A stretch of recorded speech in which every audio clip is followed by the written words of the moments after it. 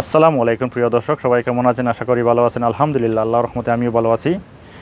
ক্রোয়েশিয়াতে 2025 সালে 70,000 seasonal visa বের হওয়ার প্রসঙ্গে কিছু ইনফরমেশন দিব, এবং ক্রোয়েশিয়ার যে টিআরসি কার্ড, কেউ 3 বছরের, কেউ 2 বছর, কেউ 1 বছরের টিআরসি কার্ড পাচ্ছেন, সেই প্রসঙ্গে কিছু ইনফরমেশন আপনাদেরকে আজকে আমি বলবো।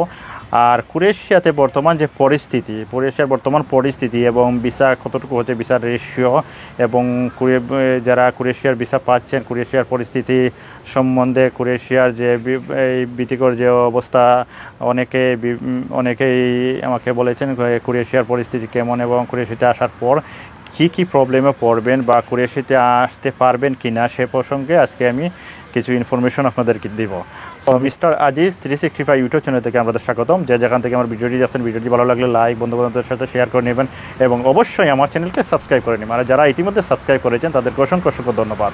সো আর দেরি না করে আমি আমার মূল বিষয় চলে যাচ্ছি। ফার্স্ট অফ অল কথা বলা যাক, HRRT রিপোর্ট অনুযায়ী 70,000 সিজনাল কর্মী নিয়োগ দিবে ট্যুরিজম সেক্টরে।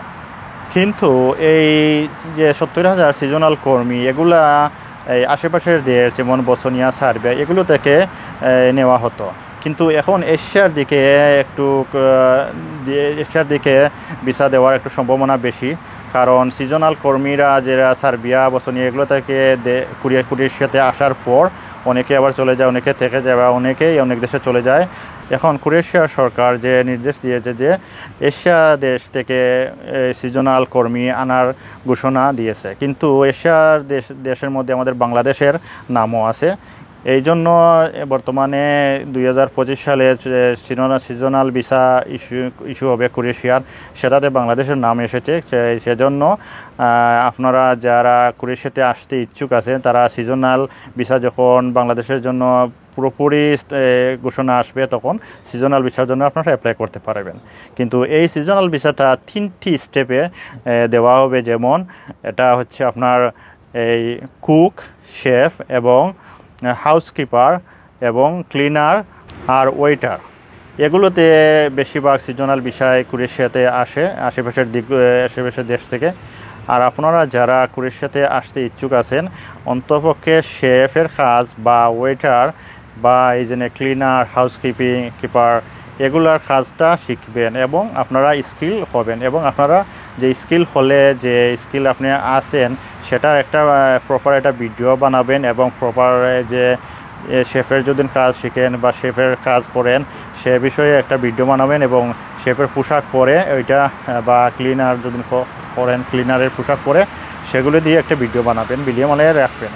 যদি আপনি সিজনাল ভিসায় আসতে চান ক্রোয়েশিয়াতে, তাহলে একটা প্রপার ভিডিও বানাবেন, এবং আপনি সেই কাজটা জানবেন এবং স্কিল হবেন, এবং স্কিল হলে আপনার একটা ডকুমেন্টস রাখবেন যে আপনি এই কাজের উপরে দক্ষ আছেন। তাহলে আপনি সিজনাল ভিসায় ক্রোয়েশিয়াতে আসতে পারবেন। আসার পর পরবর্তীতে ক্রোয়েশিয়াতে থাকতে চাইলে থাকতে পারবেন, তা না হলে অন্য দেশে মুভ করতে পারবেন। কিন্তু না মুভ করাটাই বেটার, কারণ ক্রোয়েশিয়ার দরজা এই ইদানিং আমাদের বাংলাদেশের জন্য বন্ধ হয়ে গেছে এই ওয়ার্ক পারমিটের লং টাইম ভিসার ক্ষেত্রে, কিন্তু এখন কিছু কিছু ভিসা হচ্ছে। সো সিজনাল ভিসার ক্ষেত্রে আপনাদেরকে আমি সাজেস্ট করবো, যদি আপনারা সিজনাল ভিসায় আসতে চান তাহলে স্কিল হন। এই যে 3টা স্টেপের কথা বললাম, 3টা কাজের কথা বললাম, শেফ এবং কুক, আর এই যে ক্লিনার আছে বা হাউসকিপিং আছে, বা আপনার এই ওয়েটার, এগুলার কাজে দক্ষ হন, তাহলে আপনি সিজনাল ভিসায় ক্রোয়েশিয়ার জন্য অ্যাপ্লাই করতে পারবেন।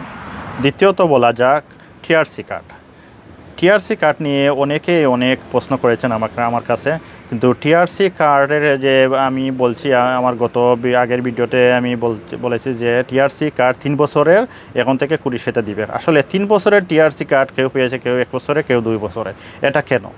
আসলে এটা হচ্ছে আপনার যারা ক্রোয়েশিয়াতে আসতে চান, তারা ফার্স্টে আসার পর যদি কোম্পানির মাধ্যমে আসেন, কোম্পানিতে আপনি 3 বছর কাজ করতে চান, তাহলে আপনাকে কোম্পানি 3 বছরের টিআরসি কার্ড করে দেবে। কিন্তু আপনি পরবর্তীতে এই কোম্পানি চেঞ্জ করতে পারবেন না। আর যদি কোম্পানি আপনাকে চায়, তাহলে আপনার টিআরসি কার্ড বাতিল করে দিতে পারে। সেক্ষেত্রে আপনি যদি ক্রোয়েশিয়াতে আসার পর ক্রোয়েশিয়াতে লং টাইম থাকতে চান, তাহলে আপনাকে আমি সাজেস্ট করব যে আপনি আসার পর 1 বছরের টিআরসি কার্ড করবেন। কারণ 1 বছরের করলে আপনি পরবর্তীতে যদি না আপনি কোম্পানি চেঞ্জ করতে চান তাহলে আপনি 1 বছর পর কোম্পানি চেঞ্জ করে পরবর্তীতে অন্য কোম্পানিতে গিয়ে টিআরসি কার্ড করতে পারবেন। আর আপনি যদি একই কোম্পানিতে থাকতে চান 3 বছর তাহলে এই কোম্পানিতে 3 বছরের টিআরসি কার্ড করে নেবেন। আর যদি আপনার আসার পর চান আপনি এই কোম্পানিতে 3 বছর থাকবেন, 1 বছর থাকতে চান, বা আপনি কুরিয়ার সাথে লং টাইম স্টে করতে চান তাহলে আপনি 1 বছর করে 3 বছরের টিআরসি কার্ড করবেন। এটা আপনার সুবিধার্থে। আর কারণ ক্রোয়েশিয়াতে 3 বছরের যদি টিআরসি কার্ড করেন একটা কোম্পানির যদি আপনার ভালো লাগে না বা কোম্পানির যদি আপনাকে ভালো না লাগে তাহলে যে কোনো ক্ষেত্রে কোম্পানি আপনার টিআরসি কার্ড বাতিল করতে পারে। তাই আমি আপনাদেরকে সাজেস্ট করব এই টিআরসি কার্ড 1 বছরে করবেন যদি লং টাইম থাকতে চান ক্রোয়েশিয়াতে। আর এই 3 বছরের টিআর হওয়ার পর আপনি আরও 2 বছর স্টে করলে ক্রোয়েশিয়াতে 5 বছর পর আপনি পাসপোর্টের জন্য অ্যাপ্লাই করতে পারবেন ক্রোয়েশিয়ার নাগরিকত্ব পাওয়ার জন্য। আর যদি আপনি কোম্পানির মাধ্যমে টিআরসি কার্ড করেন বা 3 বছরের করেন তাহলে আপনি অন্য কোম্পানিতে যদি আপনার জন্য ভালো লাগে না এই কোম্পানি তাহলে আপনি অন্য কোম্পানিতে কাজ করতে পারবেন না। আর আপনি যতদিন পর্যন্ত এই কোম্পানির সাথে আপনার চুক্তি আছে সেই চুক্তি পরিমাণ আপনি এই কোম্পানিতে কাজ করতে হবে। কারণ ক্রোয়েশিয়ার যে টিআরসি কার্ড এটা সম্পূর্ণ নির্ভর করে এখন কোম্পানির উপর। কোম্পানি যদি আপনাকে চায় টিআরসি কার্ড যদি করে দেয় তাহলে আপনি অন্য কোম্পানি যেতে পারবেন না। তাই আমি আপনাদেরকে বলবো যদি আপনারা কোম্পানিতে ক্রোয়েশিয়াতে লং টাইম স্টে করতে চান তাহলে আপনি 1 বছরের টিআরসি কার্ড করবেন। আসার পর কোম্পানির সাথে কথা বলে 1 বছরের করবেন, পরবর্তীতে আপনি যদি কোম্পানি ভালো লাগে তাহলে আর 1 বছর করবেন। এভাবে করে 3 বছর করার পর পরবর্তীতে আপনি 3 বছর হওয়ার পর ক্রোয়েশিয়ার নিয়মকানুন সব কিছু জেনে যাবেন। পরবর্তীতে আপনার ইচ্ছা স্বাধীন ক্রোয়েশিয়াতে থাকতে চান থাকেন, তা না হলে আপনি অন্য দেশে মুভ করতে পারবেন, সমস্যা নাই। এখন বলা যাক ক্রোয়েশিয়ার বর্তমান পরিস্থিতি এবং বিপদের সংকেত। সে বিষয়ে যাওয়ার আগে আমার ছোট্ট একটা রিকোয়েস্ট, যদি আমার ভিডিওটি আপনাদের ভালো লাগে এবং উপকৃত করে তাহলে লাইক, কমেন্ট এবং শেয়ার করে রাখবেন এবং আপনার বন্ধু বান্ধবদের শেয়ার করে দেবেন এবং স্কিপ না করে ফুল ভিডিওটি দেখবেন। স্কিপ করে গেলে অনেক তথ্য অজানা থেকে যাবে। ক্রোয়েশিয়াতে এখন বর্তমান পরিস্থিতিতে ইমিগ্রেশন সব কিছু মনিটর করে, যেমন আপনার টিআরসি কার্ড চেক করে এবং আপনার যে লাইসেন্স আছে যদি ড্রাইভিং লাইসেন্স থাকে সেটাও চেক করে, ট্যাক্স আপনি দিয়েছেন কি না সেটাও চেক করে। সব মিলিয়ে এখন ক্রোয়েশিয়াতে আপনার বৈধভাবে থাকতে হবে। অবৈধ হলে আপনি অনেক বিপদের মুখে পড়বেন।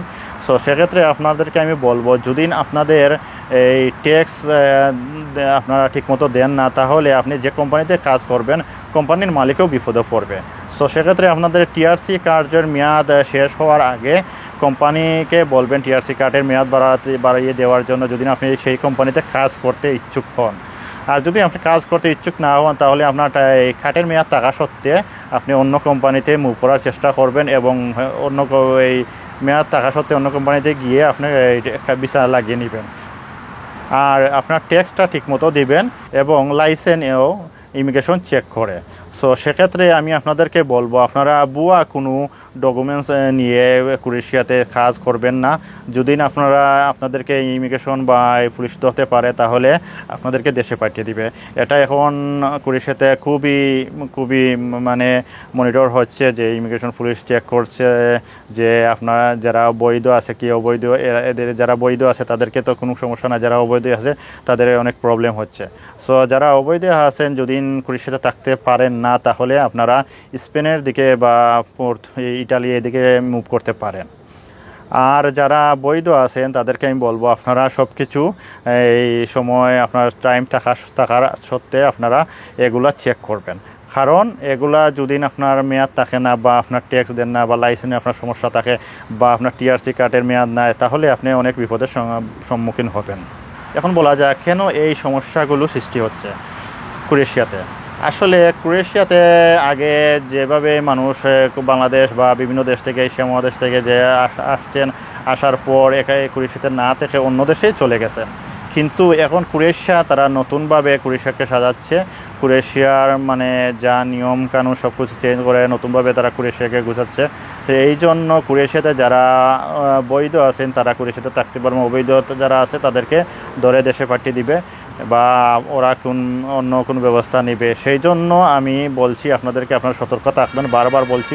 আর যারা নতুন আসছেন তাদেরকে তো আমি আগেও বলে দিয়েছি, আপনারা কোম্পানিতে যদি আসার পর 1 বছরের টিআরসি কার্ড করবেন, কারণ 3 বছরের যদি চুক্তি করেন তাহলে পরবর্তীতে 3 বছরের ভিতরে আপনি এই কোম্পানি ছাড়তে পারবেন না। সো তাই 1 বছরের টিআরসি কার্ড করবেন লং টাইম থাকতে যদি চান, তা পরবর্তীতে আস্তে আস্তে আরও 1 বছর বাড়াবেন, 1 বছর এরকম করতেবেন। আর ইউরোপে সত্যি বলতে ইউরোপে যদি আপনি একবার ইউরোপে সেনজেন দেশে ঢুকেন তাহলে আপনি অন্য দেশে যাইতে পারবেন, এটা কোনো বইয়ের কিছু না। আপনি যদি অবৈধ হন বা ইউরোপে ঢুকেছেন বা আপনাকে দেশে পাঠিয়ে দিবে, কুড়ির সাথে আসছেন, আপনার টিআরসি কার্ড এখন নাই, আপনি অবৈধ হয়ে গেছেন, আপনার বইয়ের কোনো কারণ নাই। কারণ ইউরোপে হচ্ছে আপনার সেনজেনের যে কোনো একটা দেশে ঢুকতে পারলে আপনার জন্য পরিচিত কেউ থাকে, তার মাধ্যমে আপনি অন্য দেশে মুভ করবেন, অন্য দেশে সেটেল হতে পারবেন, বাট সময় লাগবে। কিন্তু যে দেশে আপনি ওয়ার্ক পারমিটে আসবেন সেই দেশে আপনার লিগ্যাল হতে বা আপনার স্থায়ী হতে সময়টা কম লাগবে, অন্য দেশে গেলে আপনার সময়টা একটু বেশি লাগবে। আর ক্রোয়েশিয়ার ক্ষেত্রে আমি আপনাদেরকে সাজেস্ট করব, যারা ক্রোয়েশিয়াতে নতুন আসতে চান বা আসতে ভিসা হচ্ছে, আপনারা স্কিল হন এবং আমি যে সিজনাল ভিসার যে 3টি স্টেপ বললাম সেইগুলা দিয়ে আপনারা সেগুলোর দিকে যদি আপনি সিজনাল ভিসা আসতে চান তাহলে সেই কাজগুলো শিখেন এবং একটা ভিডিও বানান এবং যে কাজ শিখবেন সেই কাজের পোশাকটা অন্ততপক্ষে মনিটর করে আপনারা সেই কাজের পোশাকটা পরে বা সুন্দর করে একটা ভিডিও বানিয়ে রাখবেন যদি আপনি সিজনাল ভিসায় আসতে চান। আর ওয়ার্ক পারমিটের ক্ষেত্রে এখন ওয়ার্ক পারমিটের ভিসা অনেকেরও হচ্ছে ক্রোয়েশিয়াতে, আর অনেকে রিজেক্ট আছেন। যদি আপনার অথেন্টিক কোম্পানি হয়, কোম্পানি যদি ভালো হয় বা কোম্পানি আপনার ক্রোয়েশিয়াতে আছে বা সরকার অনুমোদিত কোম্পানি আছে, সেগুলো থেকে যদি পারমিট বের হয় তাহলে আপনার ভিসা রিজেক্ট হবে না, ইনশাল্লাহ আপনার ভিসা হয়ে যাবে। আর আরেকটা কথা আমি আপনাদেরকে বলি, আপনারা যদি বাংলাদেশ থেকে ক্রোয়েশিয়ার জন্য ফাইল সাবমিট করেন এজেন্সি বা আপনার পরিচিত মাধ্যমে, ভালোভাবে আপনি যাচাই বাছাই করে আপনি ফাইল সাবমিট করবেন। কারণ ক্রোয়েশিয়ার ভিসা আগের মতো এখন হচ্ছে না, খুবই কম হচ্ছে। কিন্তু যদি আপনার সব ডকুমেন্টস সঠিক থাকে, কোম্পানি রিয়েল থাকে, আপনার সব কিছু অথেন্টিকের মাধ্যমে যদি কোনো এজেন্সি কাজ করে থাকে তাহলে আপনার ভিসা 100% হবে ইনশাআল্লাহ। আর ক্রোয়েশিয়ার ভিসা এখন বাংলাদেশ থেকে হচ্ছে, খুবই অল্প হচ্ছে, কিন্তু যদি সব কিছু ঠিক তাহলে ভিসা হচ্ছে। আর যারা আগে ক্রোয়েশিয়ার জন্য আবেদন করেছেন 6 মাস বা 5 মাস হয়ে গেছে, তাদেরটা বাতিল হয়ে গেছে, ওইটা অটোমেটিকলি বাতিল হয়ে যাবে। সো আপনারা আবার নতুন করে অ্যাপ্লাই করতে হবে। আর যারা 2 মাস 1 মাস হয়েছে আবেদন করেছেন তারা একটু ধৈর্য ধরুন, বা ভিসা হবে যদি রিয়েল হয়ে থাকে। এই 2025 সাল থেকে কোনো ফেক পারমিট ক্রোয়েশিয়া থেকে বের করতে পারবে না কোনো এজেন্সি বা কোনো দালাল বা কোনো মাধ্যমে করা সম্ভব নয়।